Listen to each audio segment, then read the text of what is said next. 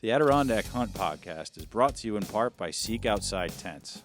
Seek Outside is an American company producing lightweight, versatile tents and titanium stoves. The Big Woods Bucks team and their friends have hunted the Adirondacks with Seek Outside hot tents and found that it's the best way to get back into the wilderness areas and have a remote hunt. With few roads and hiking trails the only way to access the extensive backcountry of the Adirondacks, your pack needs to be as light as possible. Seek Outside's lightweight tents and stoves enable you to get back there into the most remote country and hunt mature Adirondack bucks that likely have never seen a human being.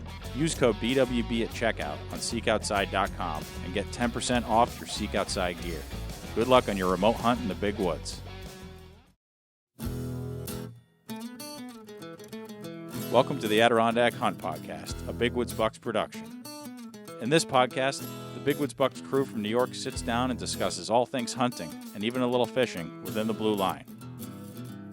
6 million acres of old-growth forest and few roads make the Adirondacks one of the most challenging places to hunt in the country. From Iroquois and Algonquin deer drives to the early days of Adirondack guiding, the team discusses the history, legends, and lore of these ancient mountains. Along the way, the team interviews top Adirondack hunters, from well-known legends to little-known local legends, homing in on what it takes to be successful in these unforgiving woods. All right, welcome back to the Adirondack Hunt Podcast, all you legends out there. This is Brian Connor, your host and CEO of Big Woods Bucks and video guy, and I'm joined by some friends today. Austin Sheeran. Mark Sheeran. Bob Dunbar. Yep, the gang's all here. We've been having a great spring. Thank you all for watching, and thank you all for the feedback on our recent episodes. So we're recording from Hardy's Electric Studios here in Amsterdam, New York, and we're having a good time. Yep. So a couple shout-outs. Shout-out Darren Bishop, who I ran into at the Stewies in Burnt Hills. I think you guys know Darren. Yeah, I graduated high school. Well, he's a couple years older than me, but I went to high school with him. Yeah, good guy. Thanks for saying hi, Darren.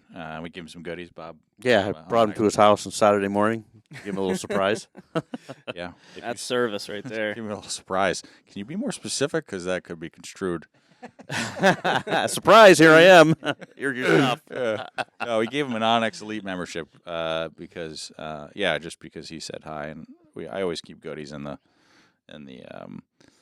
bone truck. So if you say hi to me, there's a good chance you're going to get some goodies. But What about the Civic? The Civic, Got I am goodies in the Civic? incognito. No. Flying under the radar. Yeah. Darren was telling me he'd been hunting. He'd gotten some tips from you, and he was like showing me his setup because he's doing the Seek Outside thing now too. And Oh, cool. And I was like, I can't see the topo.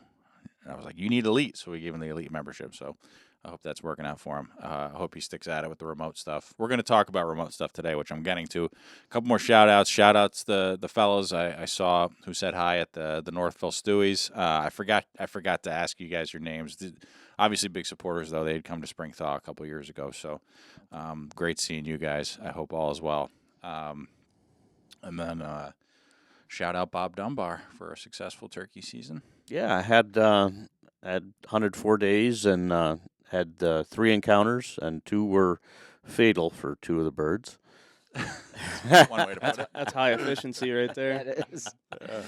Got one of the videos is up on YouTube right now, and hopefully I'll get the other one out. And I also got a cooking video coming on how I prepare all that turkey once I kill it. Oh, that's cool. Yeah, that's cool. I'm looking forward to that.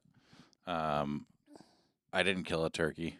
You guys didn't turkey hunt at all. Mark, you've never been a turkey hunter. No, when I was a kid, when the turkeys came back, I shot a bunch of them, and I just lost interest. It just wasn't my thing. So I never turkey hunted as a kid. That's That's true. why I'm the world's worst turkey hunter. Yeah. That's true.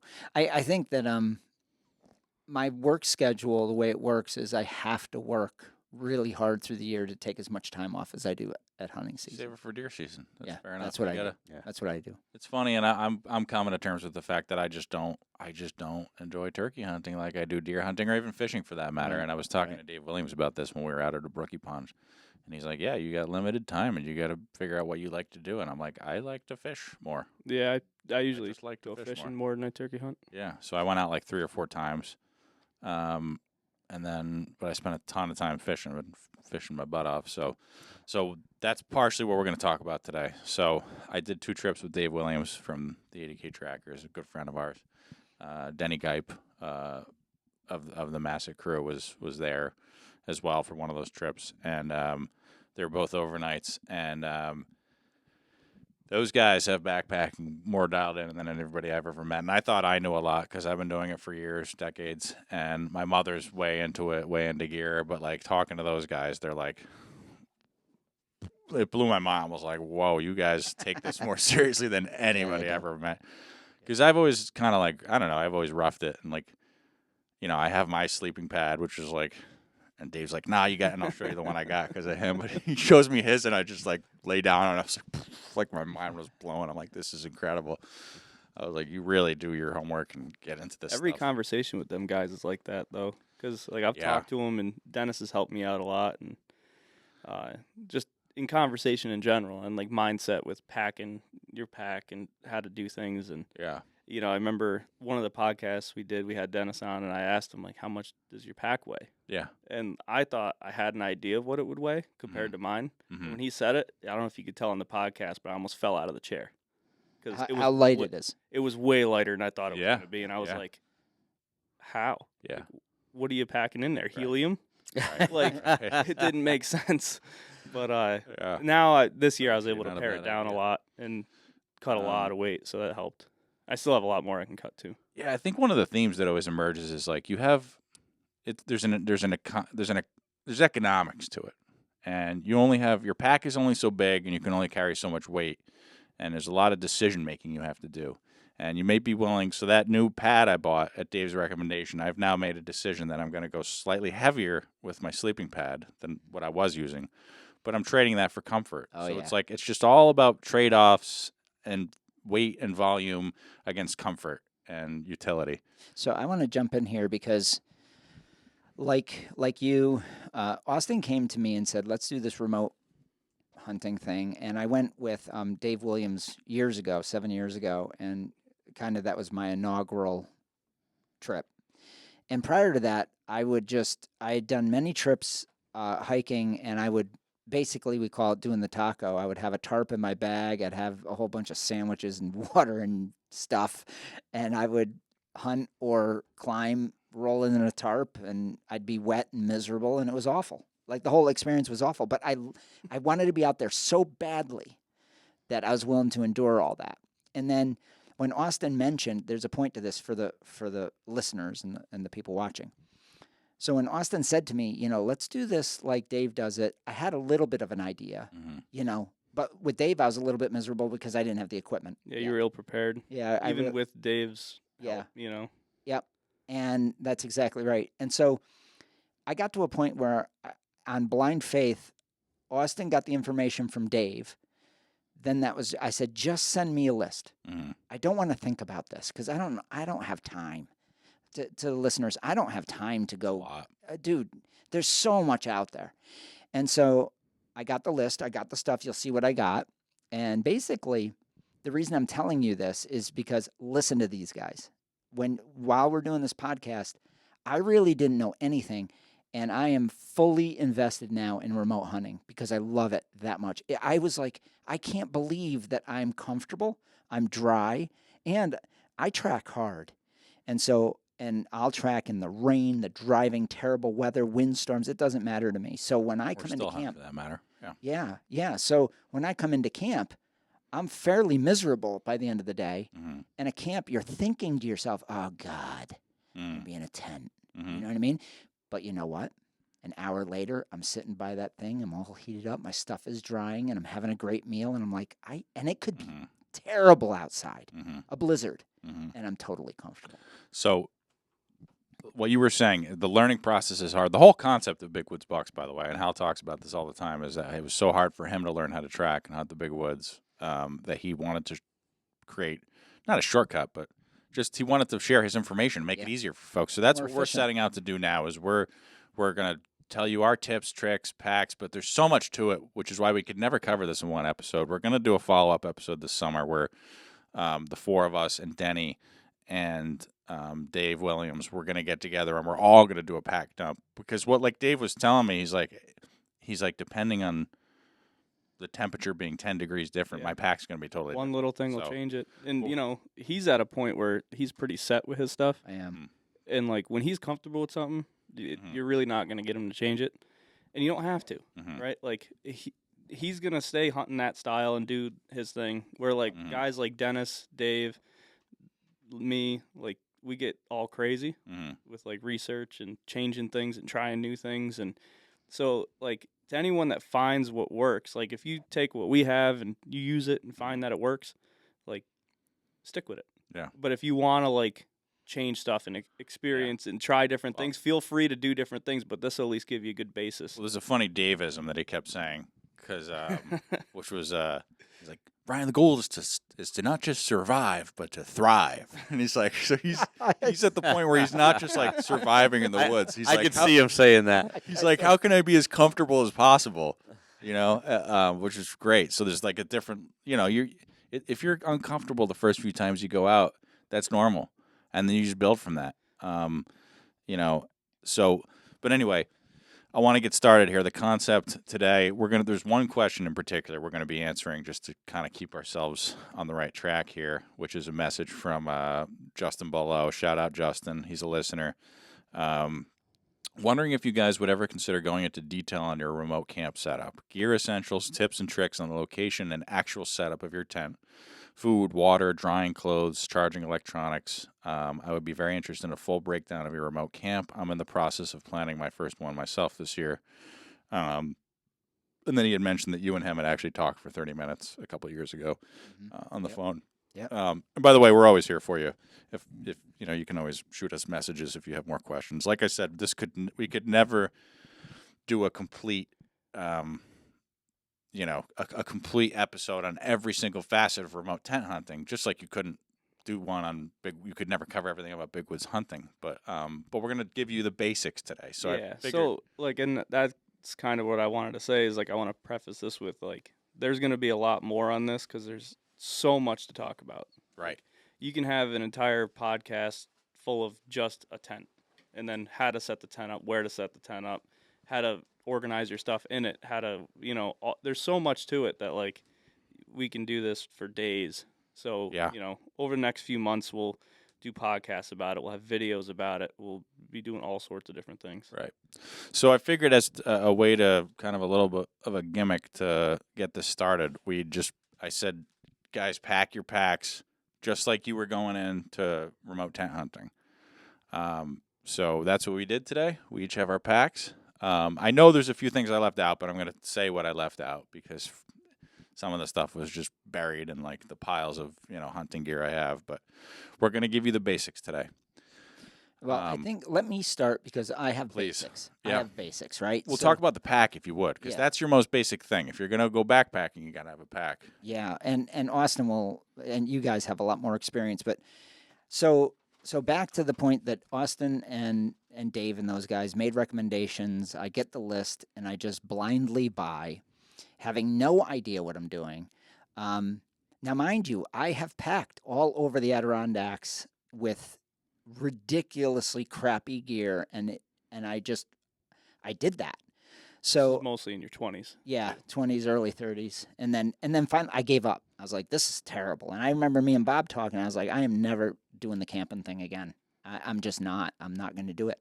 So it was a hard sell for Austin, and then my experience with Dave kind of broke me, and I was like, wow, he's comfortable, you know. It's possible. And I went through the ice that time when I was on remote that first time, and that tent saved me, and the stove, and the wool. You know, I literally went under the ice, had to go swim down, get my gun in a bad storm, and so I realized how life-saving that was. So the equipment is pretty intense. So I have an initial ascent pack, and it looks huge, but it's very light. Those guys can get into the particulars because I'm representing the guy that doesn't know anything. So I'm going to talk that way.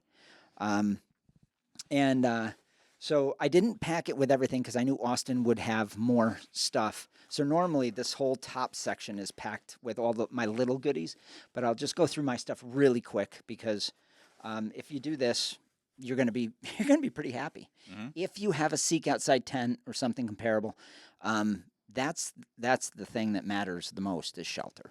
You know? Yeah. Can I jump in real Yeah, quick? absolutely. So you need and I think I want you to continue going, but the pack I like to think of it as like you have your pack, right? And that like gets you in there with all your stuff. And then you have your sleep system, which is like no matter what happens, I can get in a shelter and be dry at the end of the night and cozy. And not just cozy, but I could be warm. So sleeping bag, sleeping pad, tent. If nothing else, you have to have those. I view it as like a pyramid of needs. You know what I mean? It's like your pack and then your sleep system. Go ahead though. Yeah. Yeah. So XPED. This is my what is this called? I call it Sleeping pad. Air mattress. air mattress, sleeping pad. I also want to tell people that 2 years before I did this, I blew out 2 discs in my back, ruptured them, lost all feeling in my left leg, had a club leg for 3 months, had no feeling in my toes. Literally, my leg atrophied. And I slowly, over time, rebuilt my leg and got most of the feeling back. But I have 2 useless toes, and I have a limp now. And so part of the thing was, this is for the older guys. I'm 55, with a shot back, one leg longer than the other, and a lot of injuries from a youth misspent. So I didn't think it was possible for me to have a pack on my back, much less be in 4 miles, carry 60 pounds on my back, build a camp, and then live out there. So this air mattress is essential for me. I wake up fairly crippled just about every day of my life, even out there. But you know what? It's weird. But when I'm out there, within 10 minutes, I feel better than I ever have. Mm-hmm. And I think it's the lack of it. It's really firm, but nice. So this is XPED. I'll let them talk about that. And then, you have your standard, your food, your dried food, this stuff. Some of it's good, some of it's awful. I would recommend buying every one of them of a series. This is Mountain House. And then deciding what you like, because I brought in some stuff that was just disgusting. Austin didn't mind having it. Thankfully, it didn't go to waste. But my God, was I like, ugh. He said a little rough. He said something to Dave about it, and Dave's like, oh. There are some that are better than The others. stuff's not cheap, so Yeah. It isn't cheap. don't spend money on stuff you're going to hate. But I would definitely buy goes without what you saying. think you like, but buy them beforehand, cook them at home, one of them, and see what you like, and then bring it in. I always have my little flashlight, which I'll talk about in a minute, and a Grail. A Grail for water was totally a game changer, because you go get the Grail. It's awesome. You're going to be near water. You can get your supply of water without having to boil it. Mm-hmm. So the first time we went, we were boiling water, spending a lot of time on the jet boil and on the stove, boiling our water, making sure it was safe to drink. This made it so that you didn't have to do that. So that was awesome. I also carry a big, fat jet boil, because it's nice. Sometimes you don't want to cook on the stove, Mm-hmm. right? So a jet boil, just if you want to show how that works, you put a canister, a propane canister. Yep, on the bottom here, Screws screws on. I'll show you the canister. I have it in Yep. here. I just threw stuff in the bag. This isn't how I pack. No, you It's much more. yeah, that's stressing me out. You use stuff sacks for like your Yes. stuff. Okay. Yeah, sometimes. All right. Sometimes. I'm not nearly as organized as this dude. Yeah. If I did, I want to say this too. If I didn't have Austin as a pack mule, Mhm. I couldn't be this. Well, that was a Do deal. you have I a list brokered. you work off of that you can publish? I do. He does. Okay. I have a list, but it just says generic things. Like it'll be like jet boil or sleeping bag. So I don't have like a gear list. Brian, per I have all se the of- weights. Do you? Okay. So we'll It's publish Austin's everything. then. And we'll publish mine too. We'll publish mine too. And again, this is something you have to build what you like, because that Grail, I take a heavier, bigger water filter, and I'll explain why. So again, it's about your preference for what you like. And I have a different Grail you than have to him. make trade-offs. So I'm taking a heavier water filter because I find the one I have is going to save me time and energy. But go ahead. So I have Ziplocs with this stuff. Usually is in my smaller pack. I have a med kit. Believe it or not, I'm allergic to deer. Violently allergic to deer. If I kill a deer, Semi-pro deer hunter who's allergic to deer. yeah, I have to take Can't a make bunch this of stuff up. antihistamines. I also carry, this is just a little aside, I always carry a bunch of little these pin-on compasses because I carry them, or not carry them, I attach them to my sleeve. A lot of people put them on their chest, and there's a reason why they put them on their chest so they don't get ripped off in the brush. But mine get ripped off. So I always have 3 of them with me, and I keep them on my sleeve. So when I'm carrying my gun, I don't even have to try to look down. I can still be looking around, and I can see which direction I'm going. Extra weight. Yeah. Whatever. Extra weight for his compass. Dude. Now I do bring. Every ounce. I do bring, but again, I have a pack mule. I do bring. Oh my gosh.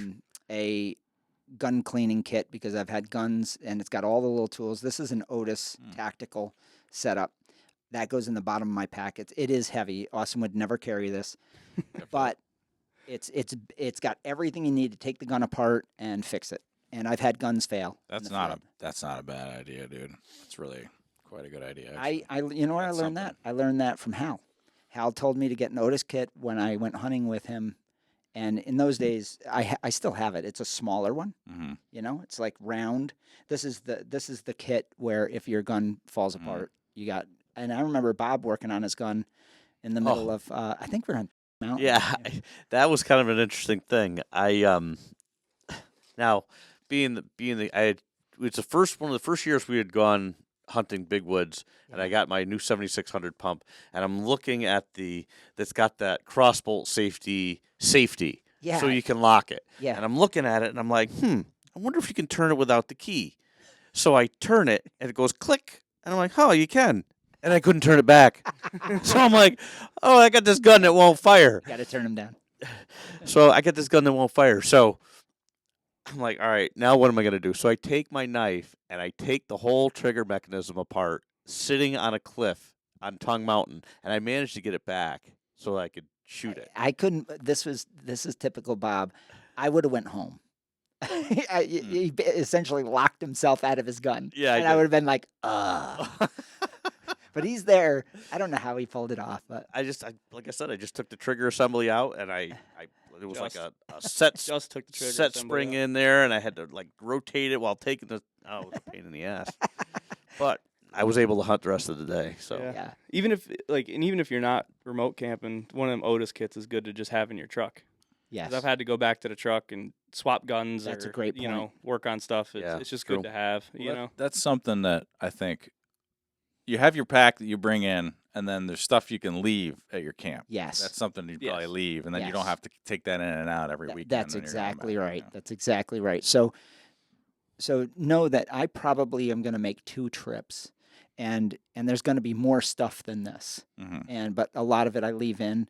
Also, this weekend, while these guys are turkey hunting and stuff like that, what am I interested in? Cutting firewood and building camp. Yeah, So we're I gonna spend talk about my that. I spend my weekends doing that and getting the exercise, carrying pack, bringing in the shovel, that kind of thing. Austin got this for me for Christmas, which I highly recommend, which is the Peaks Backcountry Duo headlamp. I'm gonna hold that up for the. Yeah. Yeah. It's a nice And- one. Yeah, So rechargeable, What's yes. special about that one? Because lasts it forever. freaking lasts. And so it's really nice. We would have it hanging in the tent, and the whole tent is lit up like Nice. daylight. Yeah, different settings and last longer, obviously, and it's extremely bright, which is Nice. nice. You Yeah. have red and white. Now you can get a green one too Nice. if you want. But they last forever. Nice. That's wicked. They're really Yeah. durable. Yeah, and they're durable, and I have a backup, like some Chinese knockoff piece of junk here that I always have a backup that's rechargeable, and they work sometimes they don't. Yeah. Which I come to find out in a think you're- hailstorm that's in the really- night. you find out when they don't work more than anything. Yeah, yeah, I think what it was last year, you had 2 cheap ones and one didn't work. yeah, Yeah. I was like, all right, I'm buying you one. yeah, yep. I carry. This would be something I bring in early. It's a mess kit with a pot and stuff to clean it and things like that. And but again, I probably wouldn't carry this on my second trip. And this is would be the first. Stash it. Yeah, the stash stuff. I always have cloth cleanup stuff. This sucker. This. Yeah, you were telling me about that. That's pretty neat. The long spoon. Yeah. I'll tell you, it's one of the things. This is the stuff that makes it so much Thriving. fun. That's Yes, thriving. that's It's thriving. like $12 for a long handle titanium Brilliant. spoon, but it's So why do you have it? Tell us why. Because when you're in one of these food bags, right, and you got your spork from Boy Scouts, it's about this long. you're literally eating with you're scooping food out with your hands practically. It's that your hands are getting nasty because the spork is about 3 inches long. It's one of those little fold out deals. You know what I do though? I just What? cut the top of the bag off. Yeah, I just take the knife and cut the top of the bag off. Yeah, I suppose so. But Yeah. Again, to each his own. Right. You know, Yeah. whatever works for you. Yeah. That's Preference. I'm I gonna have don't a want knife. shit spilling all over me. Yeah. You're thriving. I love Yeah. it. And then coffee, You gotta have. Oh yeah, we Folgers don't. crystals. Yeah. Yeah, half my pack weight is probably coffee. Yeah. If it was Yeah, these guys are 1970, crazy you'd about have coffee, Sanka. by the way. Yeah, we're Senka. Senka. we joked about that a lot in camp too. You want some Senka? Listen, I'm always like bougie, so I bring my little packets of Black Rifle Yeah. instant Oh, yeah. coffee because I like good coffee, and Dad's just Folgers crystals, man. Yeah, I just need that caffeine hit. I'm kind of with Mark on that one. I'll bring even some packets of decaf because I Look, can't man. drink too much caffeine, but I love coffee. Both of you are funny though. You'd be like spending time with you guys. It'd be like 8 o'clock at night, and we're like, "Let's put on a pot of coffee." I'm like, "Wow, how? I'd be up all night." What the hell's I'd be wrong with drinking like regular grind in a sock. Yeah. Yeah, I could drink a 24-ounce cup of coffee and go right to bed. you? Yeah. And then I have something that I think is super important. It's an aside is moleskin, because if you get a blister on your foot, your whole world changes. Your hunt is going to suck. Mm. You That's a know, good so I call. Oh, you've always gone. have- I've watched you go through packages of that. Oh yeah, I have bony feet and almost no shoes work. Lacrosse does. It's the only boot that I don't have to constantly wrap my feet in moleskin. Map, of course, electrical tape for the rifle, compass, and I do bring my big pack. With the GoPro epoxied to the shoulder strap. Here's a little tip, by the way, for those that set up their camera. I color code all the joints. I glue the bottom 2 joints. Everything is glued to one spot, and it's glued to exactly when my pack is full. Always make sure that you put your camera on when your pack is full because the strap is going to be different. And then when I put my camera on, I check with the Quick app that it's pointing in the right direction when I'm shooting, because you want the angle correct for that kill shot. And then I mark with, nail polish. Mm. And that way, when you're going through the woods and you knock it into it and it gets spun around, you're not sitting there, oh, I think it's right. Then you just mark up the lines correctly. Mm. Okay? So that's why there's a white stripe going across this. And we're going to do a separate video on how to set up your large pack to film with a GoPro. We're going to do that soon. And that's my grail. That's water supply right there. That little thing is water supply. I always have one of these to clean things with. I'm a neat freak in camp. I do not like it gross. Food. And then my sleeping bag. This is everything to me. If I can sleep comfortably, my whole world is good. So that's basically it. And make sure the pack is set up for your back correctly, so it's not riding on your butt, on your tailbone. And what tent have you guys traditionally used? Seek outside Cimarron light. Okay. And you find that's sufficient room for each of you? It's the minimum.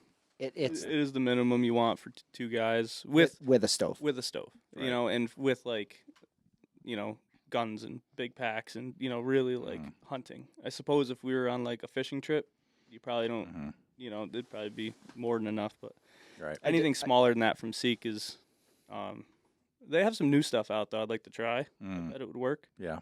But realistically, a Red Cliff would be like a castle for what you're doing, you know, Right. with 2 people.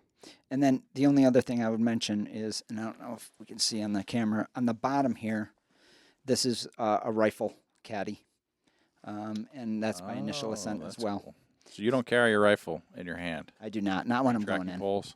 Nope. I don't use trekking poles. I find them really awkward, and I know people recommend them. I think with my back, you'd think it's counterintuitive, but I find it very uncomfortable to have a pole in my hand. The only time I do is I snap off a stick when I'm going across the river with a pack on my back. But otherwise, I can't use them. I never have, so it's just something that I find awkward. It's a decision I have to make because, so let's talk about Seek Outside for a minute. Seek Outside tents, obviously, we're sponsored. There's a reason we're sponsored. It's because we found each other and we were using Seek Outside anyway. That's right. And we have the opportunity to promote something that we really believe in, which has always been a Big Woods Bucks core principle. They saved my life. And they're just fantastic. They're made in America, which is something we're huge about. They're top quality. Can our followers get a discount? Yeah, so you can use BW code BWB for 10% off anything at Seek Outside. That's awesome. They're sending us a pack, by the way. So I want to give a plug. If you don't even have a pack, consider Seek Outside. Yes. Consider Seek Outside for your pack, not just your tent. We have yet to check it out, but if it's anything like their other products and it's made with the care that their other products are made with, I'm certain we're gonna be recommending that as soon as we have an opportunity to use it. So consider that. So as far as tents, though, let's just spend a minute on this because you guys had the Cimarron, and I think you want to use the Red Cliff this year. Mm-hmm. Yeah. So my wife is having a baby in the middle of deer season. Not the most convenient thing for me. Not ideal.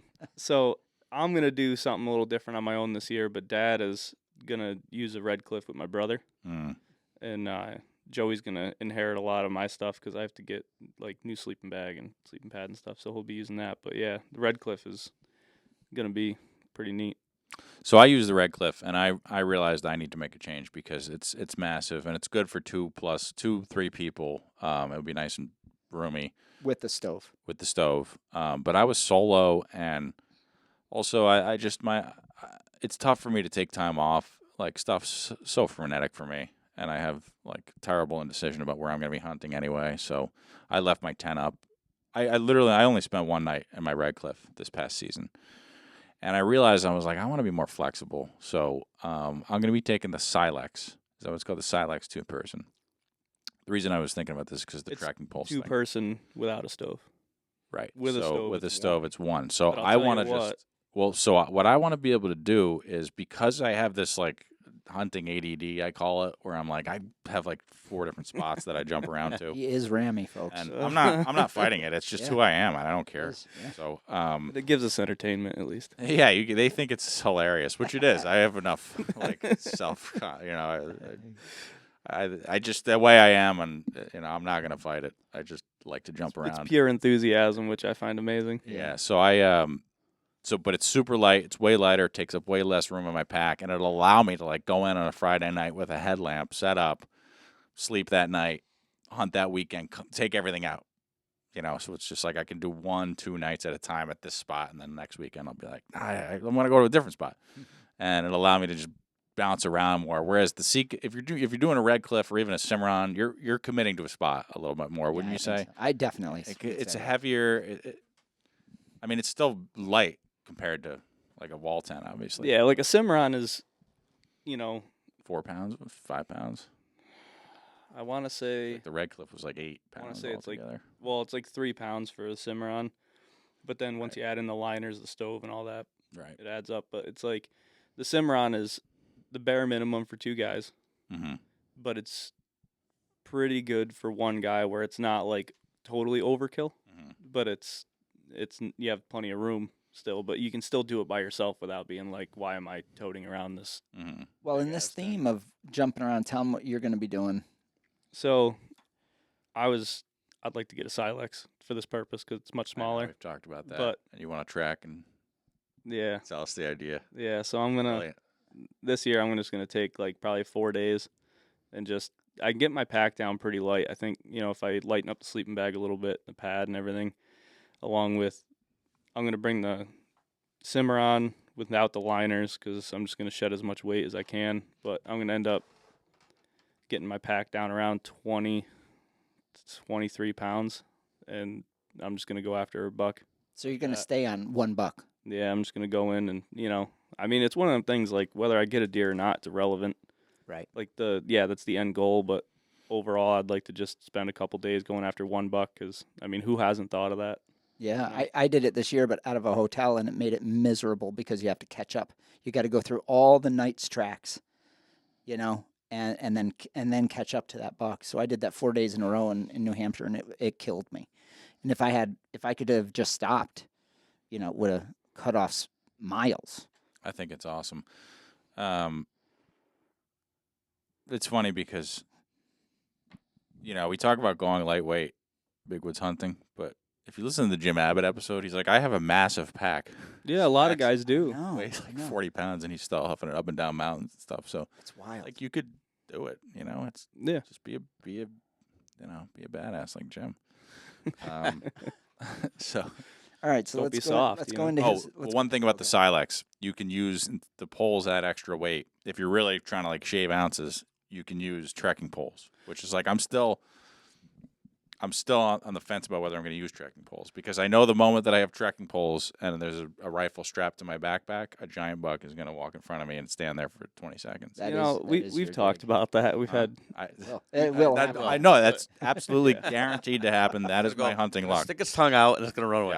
Yeah, no, literally. A buck laughed at me this year. I don't think I've told that on the podcast. That is a buck laughed at that's me. a good story. I have the most bizarre, insane hunting luck ever, so that's guaranteed to happen. But I'm excited to use the Sillex for the reason I said. I can just go in on a Friday night with a headlamp, and then I'm not committed. So, You can also like cut up some like dead spruce trees.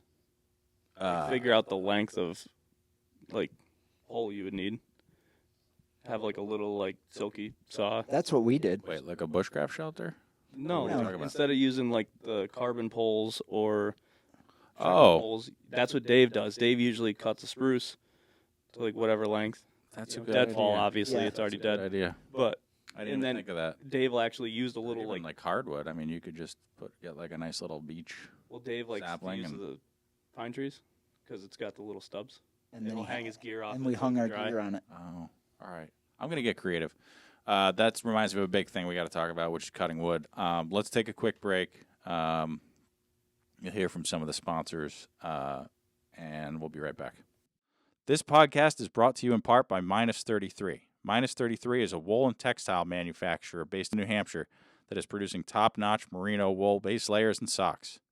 Layering your clothes when you're hunting the big woods is key. As we've discussed on the podcast, the conditions and distances involved in hunting the Adirondacks mean that you have to take your gear seriously. You can't afford to not have the best gear, and that's particularly true of your base layers. Minus 33 long johns should be an essential part of your gear system to keep you warm while you're out in the Adirondack backcountry. As for socks, I've tried dozens of pairs of wool socks over the years, and Minus 33 Heritage socks are by far the comfiest. If you go on the Minus 33 website, you can read about the care that they've taken to create these socks. And once you put them on, the difference is obvious. They are perfect for long days hoofing it up and down mountains in the Dacks. So get prepped for the next season now by clicking on the link in the description and getting stocked up on Minus 33 merino base layers and socks. Happy hunting.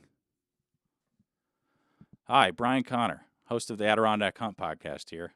We're excited to announce our partnership with the most respected and recognized land company in the Northeast, Christmas and Associates Land Company. Owners Dan and Mark Christmas are two upstate New York natives with deep roots in the Adirondacks and Tug Hill Plateau, as well as two of the best big woods hunters you'll meet. Whether it's a newly constructed camp surrounded by state wilderness or a comfortable family getaway, their team of experienced land guides are the best at matching folks with the perfect land track at an affordable price and a simple, easy process. They even provide financing. Christmas Land Guides will provide full land tours using ATVs, snowmobiles, and even snowshoes so that you can scout every acre of your property. In addition to finding just the right tract, Christmas Land and camp staff can help you construct the camp you've always dreamed of using our in-house master builders. Every camp is overbuilt, carefully located, and rock solid. Whether you're a first-time buyer or an experienced landowner, Mark, Dan, and all the land and camp staff will strive to make your search a quality, once-in-a-lifetime experience. For over 30 years, no one in New York State has provided more big buck properties and family hunting camps to hundreds of folks who love the woods than Christmas and Associates Land Company. Dan, Mark, and the rest of the Christmas family remain dedicated to wise land conservation and treating everyone they meet like family. Always available 7 days per week, unless there's fresh tracking snow. Contact Land and Camps by calling 1-800-229-7843 or visit them on Facebook or go to landandcamps.com. Hey everyone, Brian Connor here. I want to tell you about performance shooting in Constable, New York. Contact owner Mike McDonald for any of your rifle or ammunition needs. When calling, use the code BWB for discounts for new buyers and ask about their Browning BAR custom carbines while you're at it. Call Mike at 518-483-5241 and get your season started now. With over 100 years of combined experience, Hardy's Electric can satisfy any electric need you may have. Based out of Amsterdam, New York, Hardy's will work on projects big and small, commercial, residential, and industrial. If you have electric work you need done, go to the experts at Hardy's Electric. Call 518-842-1074. All right, welcome back, all you legends. We're going to continue here with our pack dump. I'm going to dump my pack. Austin's going to dump his pack. We'll give our tips. And then we got to talk about setup. We got to talk about firewood, which is one of my least favorite topics because I'm so frenetic and indecisive that I never cut wood because I can never decide where I actually want to spend time. But it's good. Things are going to change this year. I'm going to actually do it. All right. Camp shoes. Oh, that's a good point. I do Camp bring shoes. them too. You got to bring camp shoes because when you're out sweating in your lacrosse boots all day, this goes for any time of year. That's thriving. You want to thrive, and Crocs are the best because, especially for fishing, because it's like you can wear these in the boat and get them wet. They'll be dry like 10 minutes later. It's plastic. Crocs make great. They're a little dorky, I'll acknowledge, but they make great camp shoes. I always bring my Crocs. Gotta have them. Gotta have camp shoes of some variety. This is just the fuel.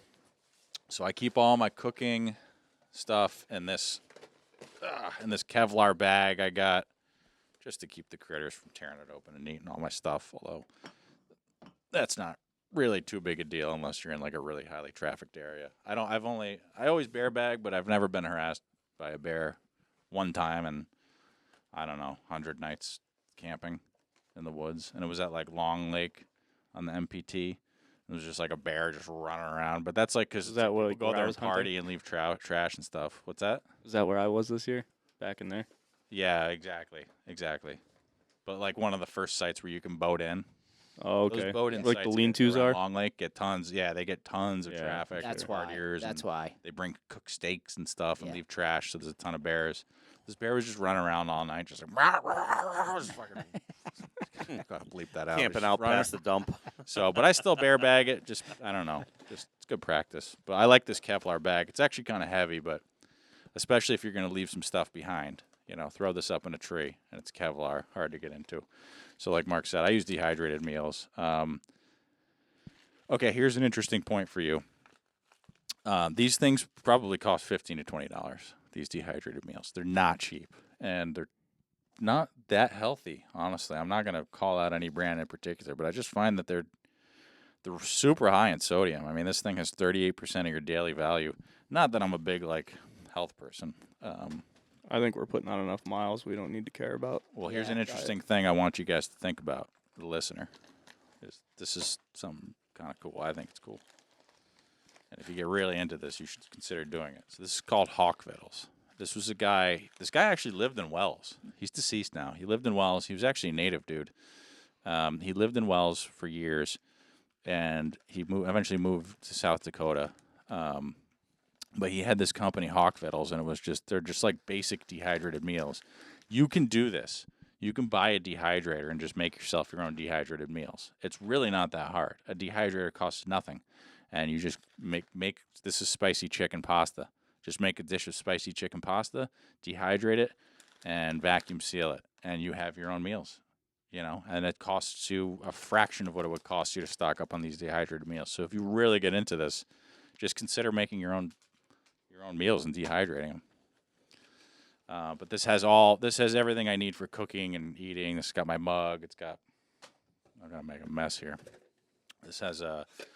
This has my jet boil inside of it. This is a jet boil you might consider buying. It's like, so you got your pot that you would actually use to... Can't hear you. You got your pot that you'd actually use to heat it up, and then this is the jet boil. It's a little thing in here. This is made by MSR. It's got a lighter and the jet boil in there. You screw that on top of the propane canister. It's got like a little thing like that. Then you put the water on top of it, and so you have your whole kit in just like one little tiny thing like this, and that's what you're cooking with. else do we got in here? We got a rope. It's always good to bring rope. You know, whether you're hanging a bear bag or whether you're putting up a little like line over the fire to dry your stuff. It's always good to have rope. That's a good point. Let me jump in there. Can I jump in, Brian? Yeah. So, And then fork and spoon, and then yeah, one of the things I bring is 100 feet of thin nylon rope. Paracord. Paracord, yeah. And we bring in some contractor bags, and we hang our stuff. So if I bring in some supplies that I think a bear's going to want, Austin and I, we go in early, we set everything up, we spend our time cutting firewood, and then we hang stuff in those bags. Then they act as our garbage takeout bags. Yeah. So when you have a bunch of garbage, it's not going in your bag, later, and making your bag gross. So we bring a couple of those each. Also, if you're inclined, you can bring those contractor bags when you're crossing rivers. So you have a supply of keeping your legs dry if you're around a river that's deep. Yeah. And tracking, and you got to go back and forth through the river because that buck is, I guarantee, in the Adirondacks, is going to take you across that river a few times. So yeah, no, that's good. Multi-purpose items like that Yep. are super clutch. The next thing, I never go camping without this thing. It's the Crazy Creek chair. I think they call it a stadium chair. I always called them Crazy Creeks. Dude, that's something I was thinking. These are. I don't go into the woods without it, and it's quite heavy. And this is another thing. Like if you're really looking to shave pounds, you're balancing your weight against your comfort, and this is a comfort thing I won't compromise on. This thing's incredibly comfy. I'm going to do that too. Because if you get back to camp, especially for hunting, it's one thing if it's fishing season and or summer and it gets dark out at 8 or 9 p.m. But like hunting season, like you're back at your tent by 5 o'clock. Like the days are short, and like you're gonna be awake for 4 hours. Like that's true. And I don't want to just be lying down for 4 hours. Like I want to be up and like tending the fire and stuff. So this is a huge comfort item that I won't compromise on. It's Crazy Creek chair. All right, next all right, this is part of my sleep system. This is a dry bag. It's a bag that's waterproof, and the reason for this, and this goes to survival too, is these are like my clothes that I keep in a dry bag. They're cotton, like cotton underwear, cotton t-shirt, and this is what I sleep in. So I want to be really comfy when I sleep. There's no material more comfy than cotton. It's not a performance material. This is strictly for sleeping. So I right before I go to bed, I throw on these cotton clothes. I get my sleeping bag, and then when I wake up, I take them off. I put them right back in the dry bag. They stay dry. I think of it like a survival thing. Like it's something that you want to be warm. You need warm clothes. So I don't even touch these, until it's time to sleep. Next thing, again, this is like goes to comfort. It's a little lantern. It's like rechargeable with solar. It pops out like that, like an accordion. You put that up in your tent at night, and you got some light. Again, this is about like hunting season when it's getting dark early. You're spending several hours in your tent. You want a light because you don't just want to be sitting there in the dark or just with your headlamp. I like the idea of you guys using that headlamp as your light, so I'm going to look into that. Mm-hmm. Not that this weighs a ton, but if you can use multiple items for single items for multiple things, you're doing well. That picture of our tent where it's red, is my red headlamp hanging in the tent. So that looks like something I want to look into. Is just getting a headlamp that can serve as the lantern in your tent. Yeah. Because you want your tent illuminated while you're cooking and while you're hanging out at night. And that's a common question we get a lot is, do you guys recharge everything by solar power? And that was my first question to Dave years and years ago. And the answer is no, we don't, because it's cloudy so much and the days are so short. So when it comes to recharging, let's talk about the anchors. Yeah, so the solar thing, I have a solar charger that we bring in the summer where it's like if you're backpacking in the summer or even the spring and you can put it out on a big rock next to the lake or the river and it's getting a ton of sunlight, it actually does work pretty well. You can recharge your stuff pretty well. But yeah, I mean, in hunting season, usually it's overcast and you're not camped at like a typical summer camping spot with some scenic view where you have a ton of sunlight. You're like usually just in a spot in the woods. Spruce den. Yeah, exactly. A hovel. That's exactly. Den, so that's perfect. You're in the spruce den. So that's probably something you'd skip. But you got to have one of these. This is just a charger. It's not the lightest. I think you recommended this to me, any of you. I don't know. Maybe you didn't. No, Anchors. You what can we use. Yeah, you can look them up. I mean, They're all good. They're all good. Yeah. I mean, it's just a battery, and you charge it up as best you can before you leave. I carry 2 of them. You should Do you? probably use them outside of the woods a few times to get an idea of like That's a what it great can point. charge, how many charges, so that way you have like if you're going for 4 or 5 days, you Mhm. got to bring 2 of them Yeah. instead of 1. You know. Yeah. Yeah, get a sense for how much. I use a battery like that, and I plug it into my GoPro, and it lasts all day. Yeah. Yeah, So I don't have to keep changing my batteries. That's in my impressive GoPro. though, because Yeah. GoPros suck a ton of energy. Yeah, they yeah. do. So yeah, I you gotta gotta be look mindful. into that. I gotta look into that. I hate Because changing I mean, the you batteries. sit there and Yeah. you're like, the battery's, and you got to futz around with it. It's in on your shoulder. Yeah. I hate that. So a little camp pillow. You just go blow that sucker up. Anyway, yeah, just a comfort thing. Part of my sleep system. Okay, here's where my water filter is different. I use the Platypus, and honestly, if I'm setting up for more than a night, I'm not using anything else. So what it is it's called Platypus Gravity Works. I'm not going to take it apart, although it's pretty easy to use. But it's a 4-liter bag, and it goes down a plastic tube through a filter into another 4-liter bag. So you go to the stream or to the lake and you scoop 4 liters. You put it up on like a spruce branch where you get like a little branch sticking out. Put one there, or if you're at a lean-to, usually there's nails on the lean-to. You put the top one up high, and then it goes down through the filter, and you put the bag where it collects at the clean water down below. And what I love about this is, if you're hoofing it up and down mountains, and you're like backpacking takes a ton of energy, hunting takes a ton of energy. And I like to stay hydrated. I find I get dehydrated easily because I perspire a lot. I love having just 4 liters of water that I can just chug, and it's ready. And like before I go to bed, assuming it's not going to freeze that night, I'll fill one up, and then in the morning I have just 4 liters. I can chug 2 liters of water to get rehydrated. I can I can use it for making my coffee. Then I have more to make my breakfast, and it's just having like a large amount of water keeps you from having to make trips back to the stream to fill and then filter.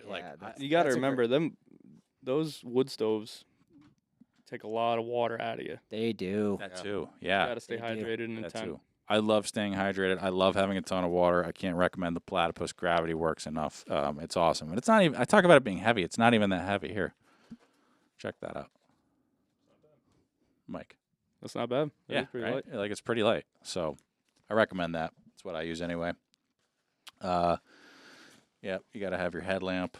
I didn't bring the Seek Outside because the Seek Outside is Red Cliff that I have is rather huge, but this is going to approximate about how big the Sillex that I'm going to be using this year is. This is just a 2-person shoulder season or 3-season backpack. It weighs about 2 pounds. This is about how much room I think, probably even less for the Sillex because this has poles in it.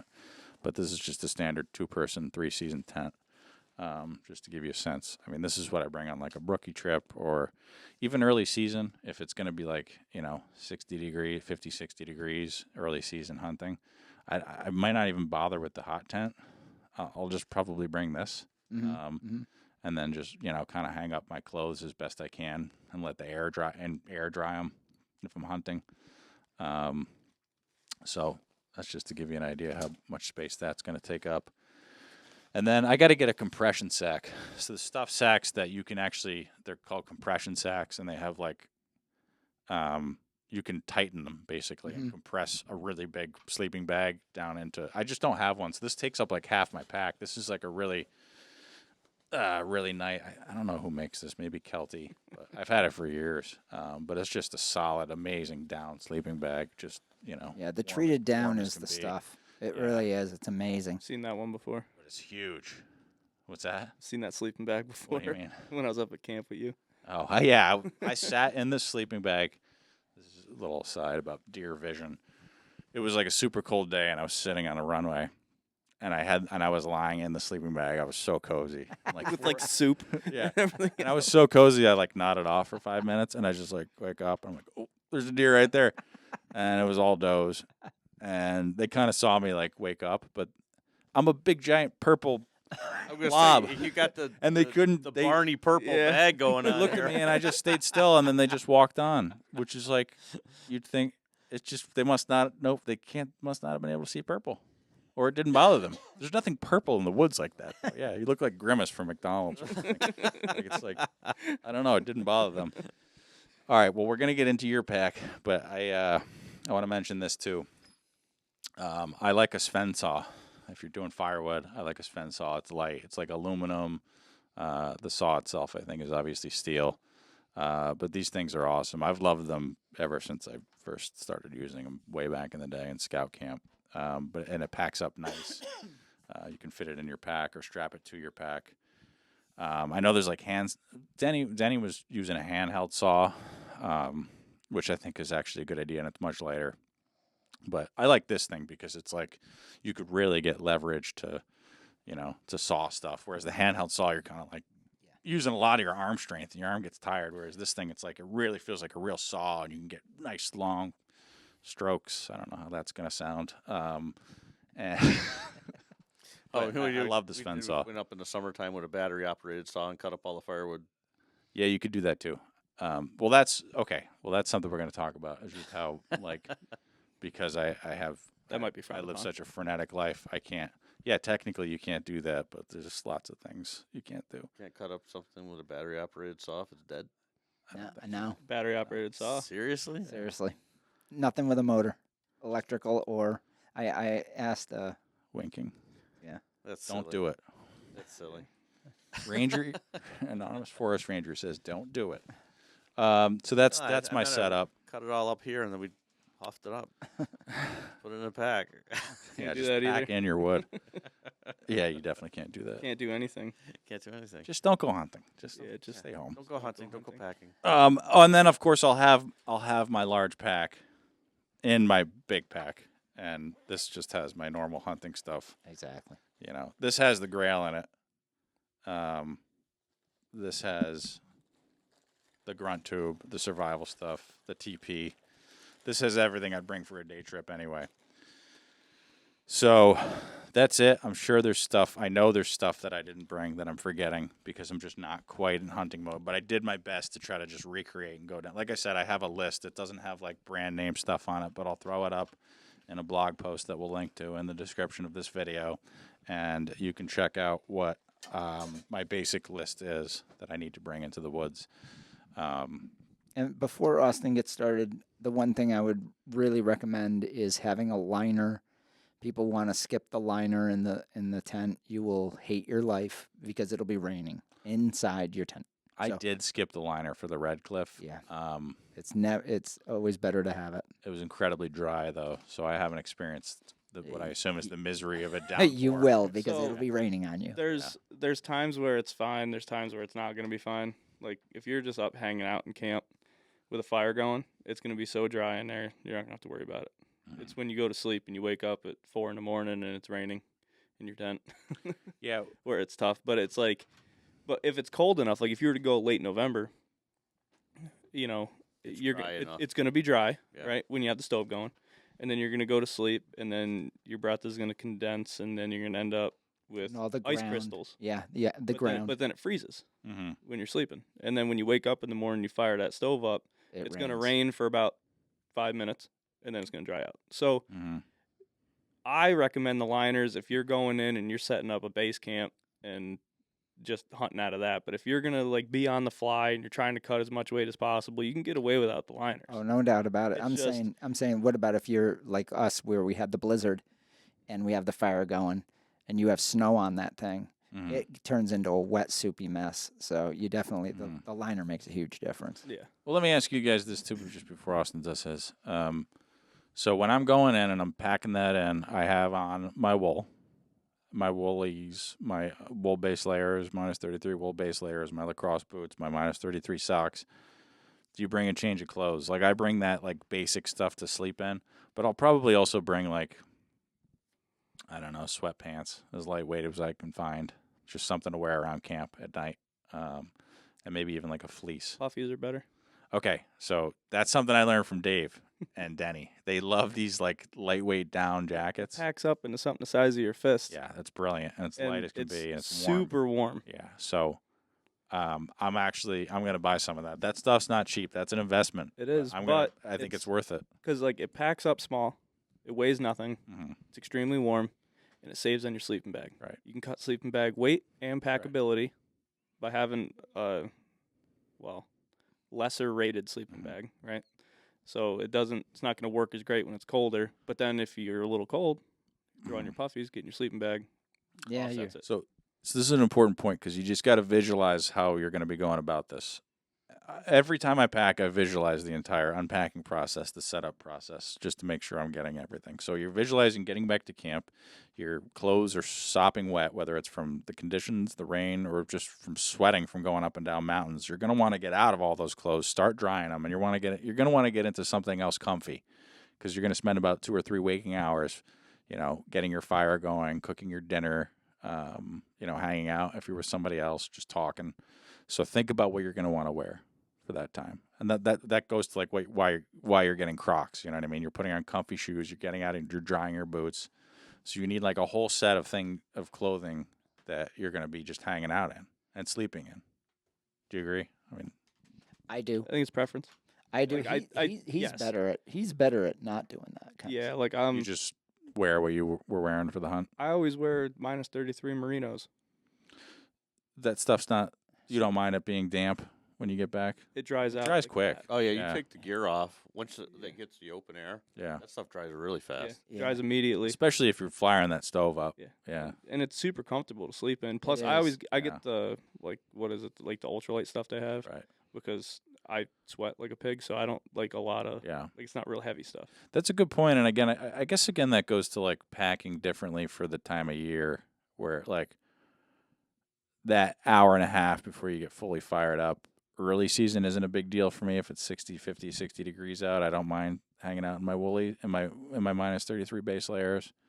Whereas if it was like really frigid, I'd probably want to get out of those. But it's whatever your preference is. Get out there, have the experience. It's okay if you're uncomfortable the first few times you go out. The other thing that I think is important is Brian and Austin are super strong. And I'm at a place in my life where my frame just isn't able to do that. So I might I need somebody else really to do it and be comfortable because, or I have to pick a spot. And this is important for some of you folks. I have to pick a spot where I can go in and leave stuff and feel comfortable that it's not going to get stolen, by somebody. I'm more worried about people than I am animals, to be completely honest. Yeah. But I also have my contractor bags. We hang stuff up if I'm worried about bears, which I am too. That seals off the scent really well. Mm-hmm. But these guys can carry weight, man. I can't. So I really do need a partner. Mm. I need my sons to be involved in the process, or I would go maybe a mile in and be able to carry the weight. Mm.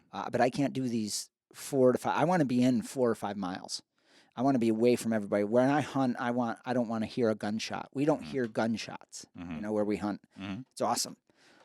So That was kind of the deal I brokered with him when I Yeah. brought up this whole idea. Was like, if you can carry like the bare essentials of what you need, Mm-hmm. I'll carry everything else. yeah, I want to touch on that because one of the beauties of having a partner, this is true, remote tent hunting, regular backpacking, whatever, is that you don't need to duplicate all the equipment. I've done most of my backpacking right. with my wife throughout our 20s. We went all the time. And it's like if you're going with another person, you just bring one jet boil, right? Yeah, You just bring exactly. one tent, exactly. So it's like suddenly you spread out that gear across 2 people. It's like, all right, you take the food, I'll take the Yes. tent. And it's like Yes. that much lighter. Whereas if you're going in solo, and this is why it didn't really work out with the Red Cliff, I didn't have the greatest experience. That's not a knock on the tent. The tent's phenomenal. What I kind of bought that for was to go with somebody else, like with Yes. my god brother who I hunt with. But he just never made it up this season. He's got a young kid. But having 2 people's clutch or more. Yeah, well, you know what I split mean? it up. Like, Yeah. like if I was going to go with my brother, I'd carry the tent, he carries the stove. Because if you think about it, you probably have 4.5, 5 pounds between the tent and the stove. Mm-hmm. But you would each be like the weight that each of you would be carrying is the equivalent to a single person like Nemo tent with Right. no stove. Right. So now you have a bigger tent that fits both of you and all your gear, Right. and you have heat. Right. So like, why would you not just do that? You know what I mean? Yeah. Now I'm probably carrying. I didn't have everything in my bag. I'm probably carrying 50 pounds when I go in, Mm-hmm. right? But that's for a week. I mean, I'm carrying everything I need for a week. But if Austin wasn't going, I couldn't do that. Yeah. And in the shape I'm in really good shape. I was able to do a lot of miles this year, and I'm in really good shape for my age. But I do have limitations. So you have to think about that. I'm talking to the older crowd. Mm-hmm. And having a young partner is indispensable because at the end of the day, some days I'm pretty whooped. You know, and Austin took care of a lot of stuff for me. And you got to think too. You're gonna have your base pack weight, which is no water, food, Mm-hmm. and then we don't really need to carry water in the Adirondacks because we have water everywhere. And Yeah. we have the Grail. Like if you're out you need in it, you got the Grail. if you're out in the West, you might have to carry Back in water water. 2,000 feet uphill Right. to camp wherever on a ridge to glass or whatever. But here we have water everywhere. But food, on average, you're going to carry 2 to 2.5 pounds a day for breakfast, lunch, and dinner. So you got to, Yeah. write that in. I'm less. I'm probably 1.5 pounds a day because I don't eat a lot. Yeah, I don't know how he I does it. never really thought about the weight of the food, but that is one of the So- glorious things about coming out is you're that much lighter. Like as 'cause close, you're if you eating can all get that it as food. close to 2 pounds a day Yeah. as you can, that's ideal. I'm Nice. probably less than that because I don't eat a lot. But think about that. If you go on a 5-day hunt, Mm. you're 10 pounds in food. Yeah, you're carrying in. You want to show us what's in your pack? I'll try not to take all I'm day. hoping you're going to be taking that Silverton this year. Yeah, it's The Seek what I want. Outside backpack. That's the one you wanted. Yeah. But this looks like a cool pack. Yeah, it's same pack Dad has, just different color. They're awesome. Like really are. this top lid. So this is initial ascent. This is the 8K, I think. Mhm. Like this blows up way more than it is. It's actually because I pared it down a lot. Mm-hmm. It is nice to have the extra room because he's got the load carrier too. You can put between the frame and the bag. Right. I could pack out the whole camp and a deer with this, Mm-hmm. like without issue. I mean, the frame is carbon fiber and it works really well. Like Super light. I was telling Bob when I carried it up here, like you take it out of the car and like just getting it on your shoulder, you're like, it's got some weight. But as soon as you get it on and kind of cinched up, even a little bit, it's like, there's nothing there. Nice. You know, Yeah. so you can go a long ways with it.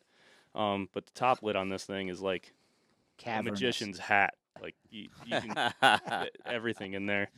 Like I got battery charger.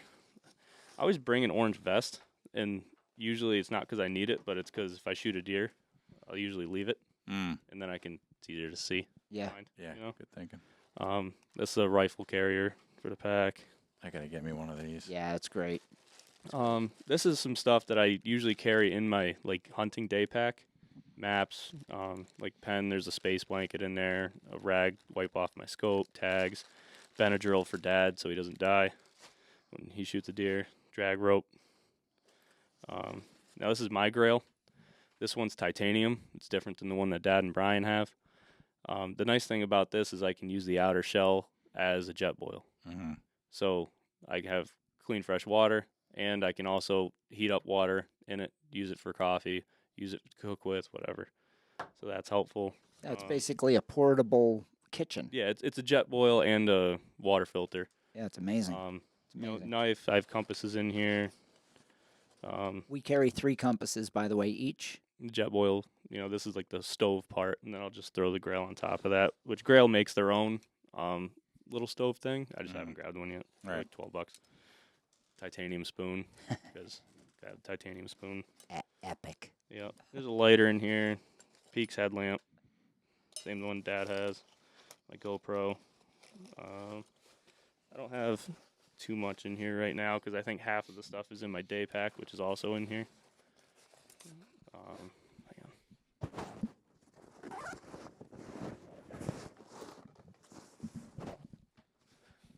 So it has like this, like kind of like elastic pouch on the front.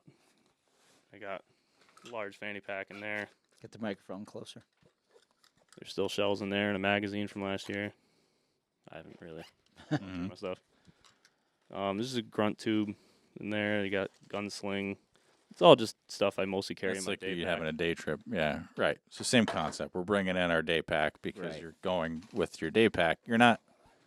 This might be like totally stating the obvious, but you're leaving your big pack behind at Oh, your that's tent. that's a good point because people don't know that. Yeah, so Yeah. you're leaving your big pack behind at the tent along with all your stuff, and then That's right. you're having a day hunt from your tent. Yes, So you're starting your day 3 miles back, and you're getting like 6 miles back. That's the concept. that's right. That is your hotel.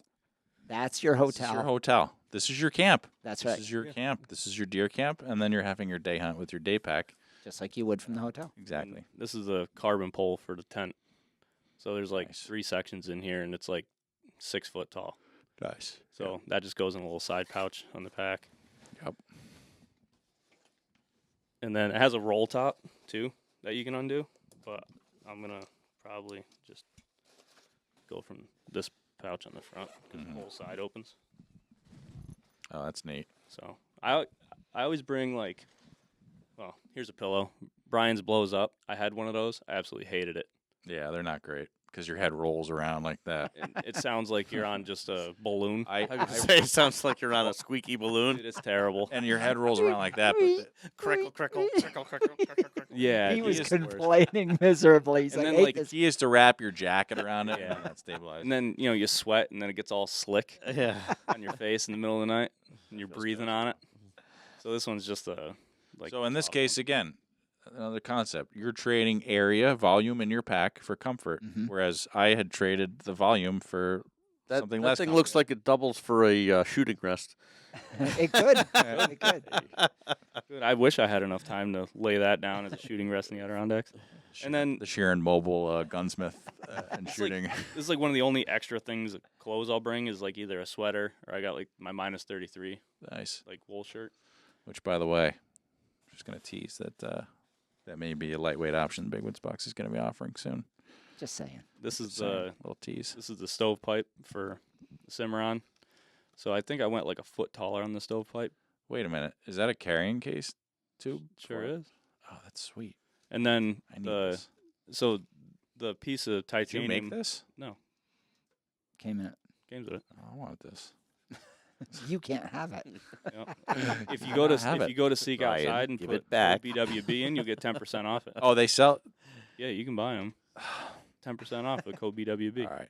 I'm going to be on there. BWB. That's BWB. BWB. 10% off. How interesting, Austin, that you can use 10% code BWB to get 10% off. So, and then this piece of titanium on the bottom just slides off, but that's like where your flue is, where it goes into the stove. And Yeah. then there's a titanium plate that slides in, and then a spark arrestor, so you can adjust like air intake and all that. And it does work. Those pieces are in the bag with the rest of the Yeah, stove. that's wicked.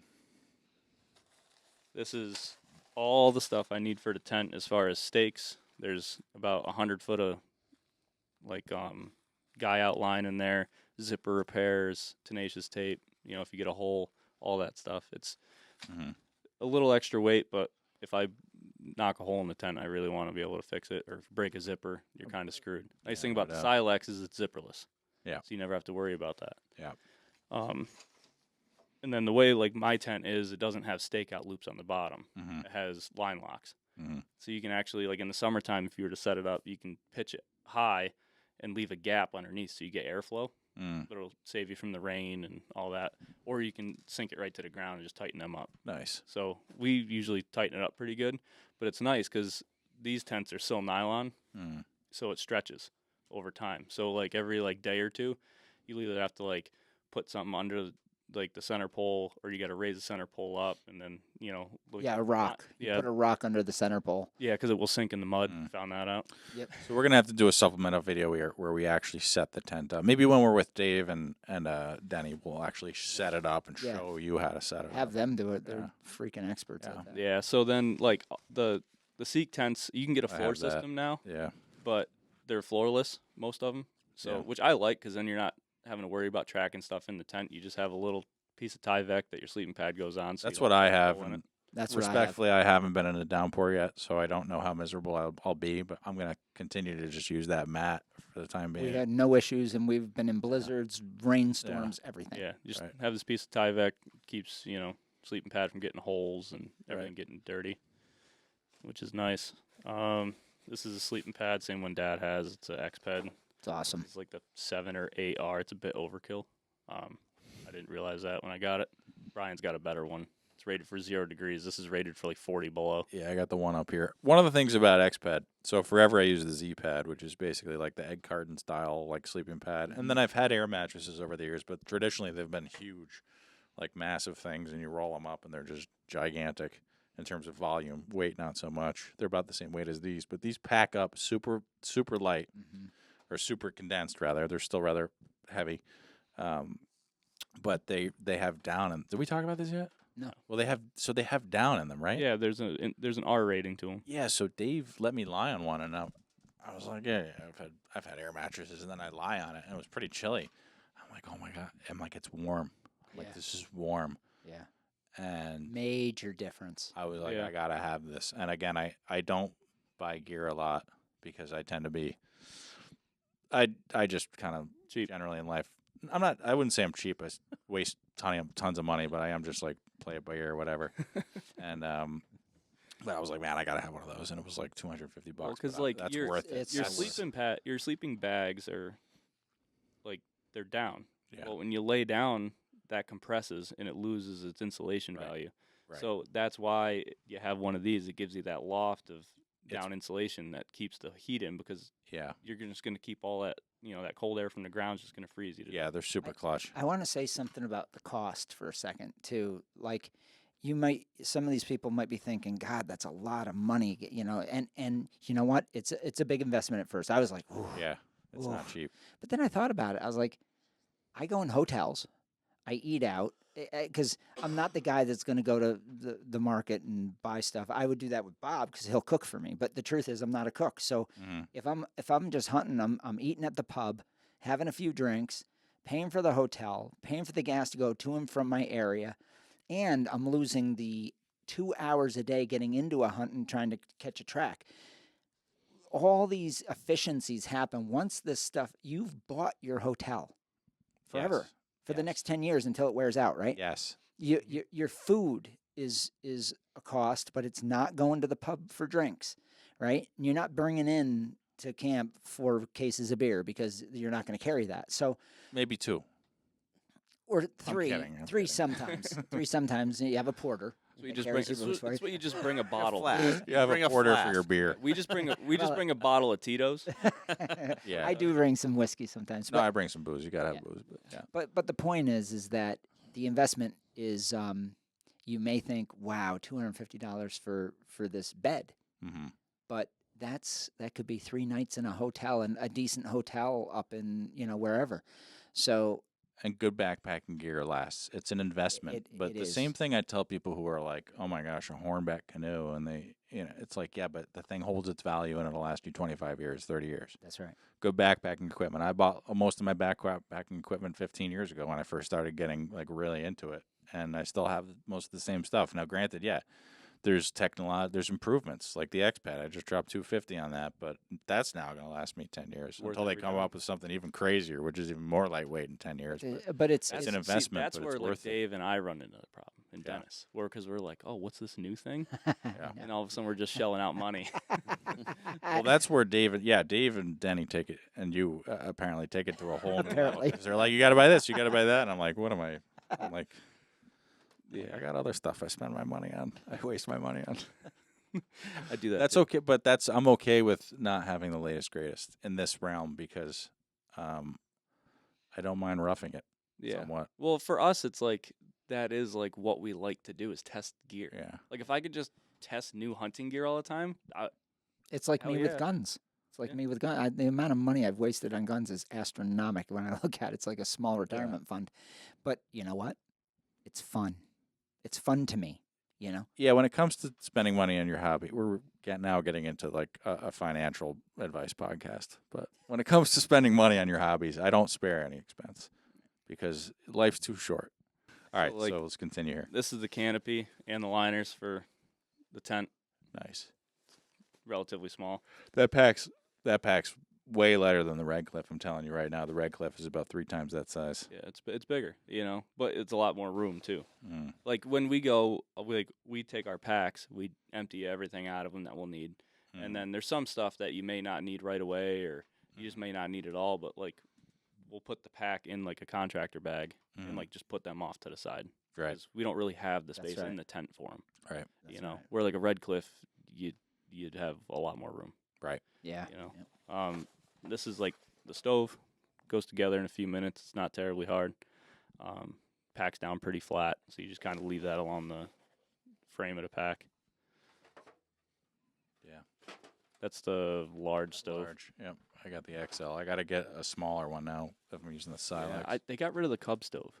Yeah, that would have been You used to be perfect. able to get the medium and large U-turns, Maybe I can and find then one you on get eBay. like the XL, whatever. Yeah, I think medium is the smallest now. Yeah, now the medium's the smallest. I'd probably do a medium U-turn for the Sillex because then you're just cutting ridiculous weight. But anyways, And by the way, we could talk all day just about Seek Outside's products line. We're going to get Ryan on from Seek Outside one of these episodes, and he can talk about the options even more detail. Yeah. Go ahead. I got nerd out about Seek Outside stuff. Yeah, you too. We'll just unleash you too. Code BWB. Yeah. 10% Code off. BWB 10. Oh, also, did I mention that you can use code BWB for 10% off?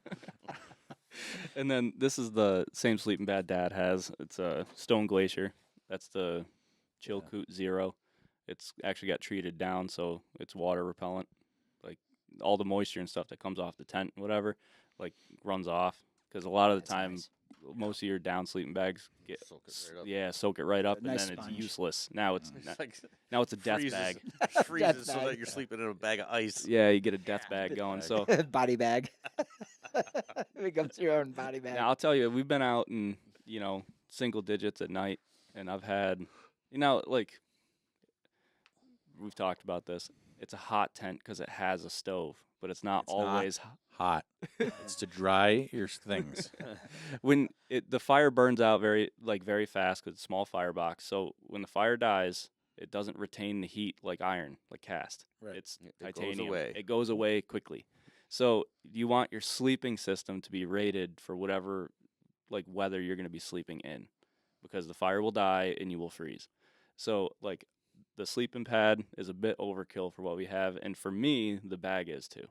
Dad's totally comfortable with it because somehow this man sleeps in a 0-degree bag with wool on. I do. Wow. I do. I pile in all my wool and like wrap myself in this cocoon of heaven. It can be 10 degrees out, and I'm in this sleeping bag in just my merinos, and I'm sweating to death. So I'm gonna go with a Chill Coot 15 because it's not as bad. And if I'm a little chilly, I'll just throw on a wool shirt or something. But I'm tired of sweating to death, so I'm gonna get probably the sleeping pad Brian got, and then I'm gonna get a different bag. But it works. It's great stuff, but it's almost a little too good sometimes for what we do. Mhm. Unless you're Dad, and I don't. I get You're cold super at night. thriving. I get cold at night. I do not. That's partly why I bought the X bed. It's like I want to be even warmer. I want to be even cozier. Yeah, like I would recommend if you're a hot sleeper, get like a 15-degree bag and maybe like a set of puffies, because Yeah. Nothing's worse than sweating, and you can't regulate it. It's not like at home where like you can stick a leg out or like pull the blanket back a little to cool yourself off, Mm-hmm. because like you crack the zipper and you're still sweating except for your left shoulder is getting frostbite, Yeah. but you're still sweating, Yeah, and you're like, this isn't really making sense. Oh, wait a minute. I got to mention something to people. This might not be obvious if you're new to backpacking. This goes for any time of year. And if you're bald like me, it's even more important. Oh yeah. One of the things I have is not only cotton underwear and like a cotton shirt to just feel completely comfortable. You got to bring a beanie. Yes. It's got to be an essential part of your gear. Yes. Having a beanie. Is it Sleep. striped, red and white? I got the Big Woods Bucks beanie. I have one Go too. onto the Yeah. site, grab a Big Woods Bucks beanie. Do not go camping without this. I swear, it's like Yeah, one it of the is. things because you don't sleep with the beanie at home, and you might not even think of it. But if you go out there without a beanie in your sleeping bag, your head is gonna completely freeze, and your head, So 80% of your 80% of your body heat goes through your head. So you need to have a beanie, and that's true in the summer too. I bring a beanie in summer backpacking. Like you gotta have that. Like there's some things in here that I didn't like pack today. Like I always bring extra gloves.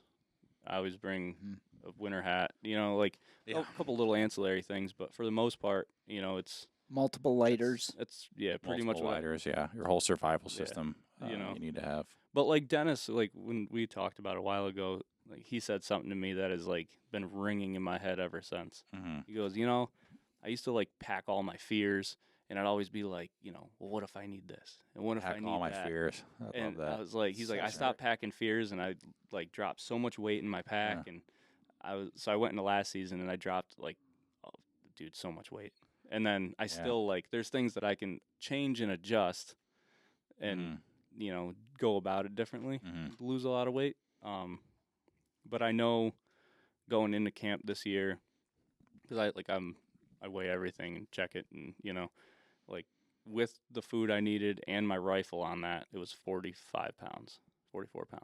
So without the food and the rifle, I was probably about 30. Yeah. Which I could still stand to lose some more.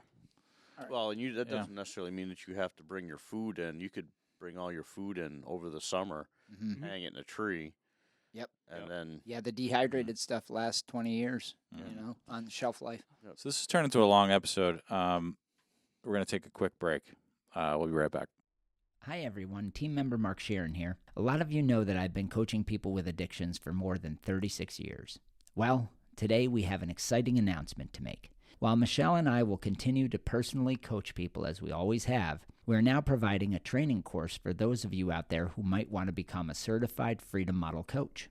This new coaching certification course is available to those with established coaching practices, those who are psychologists or psychiatrists or therapists, or anyone who is looking to get into the field of helping people with addictions to solve their problem for good. If you would like to get on the applicant list, email me directly at info@thefreedommodel.org. Again, here's that email address, info@thefreedommodel.org. We look forward to your interest and potential of working together to change the way people across the world are helped with addictions. Take care. All right, everybody, welcome back. We just took a quick break, and it occurred to us we're now at an hour and 20 minutes, and we got another guest coming today, so that we got to interview, which is going to be a great episode. But we have we covered all the gear and the pack. We did the pack dump thing. I hope that gives you a good sense. Like we said, we're only scratching the surface of what you can bring. We're going to do another episode with Dave and Denny. Questions. Yeah, send in the questions. We can ramble all day about this, but if you give us like specific questions, it's much easier for us to, you know, dive in deep on like that one question. Yeah, because we don't know what you don't know.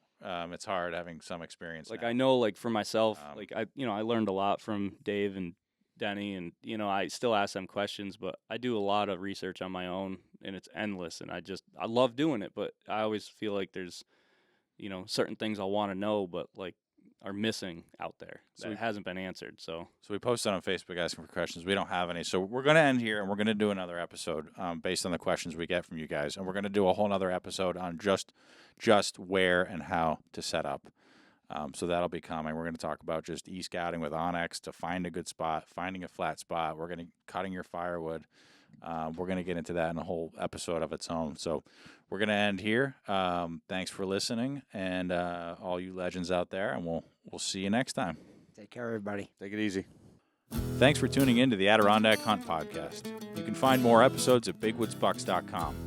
Check out bigwoodsbucks.com for the latest gear, including our famous American-made wool hunting jackets, wool hunting fanny packs, and wool hunting pants, along with books, tracking guides, and logo wear. See you next time.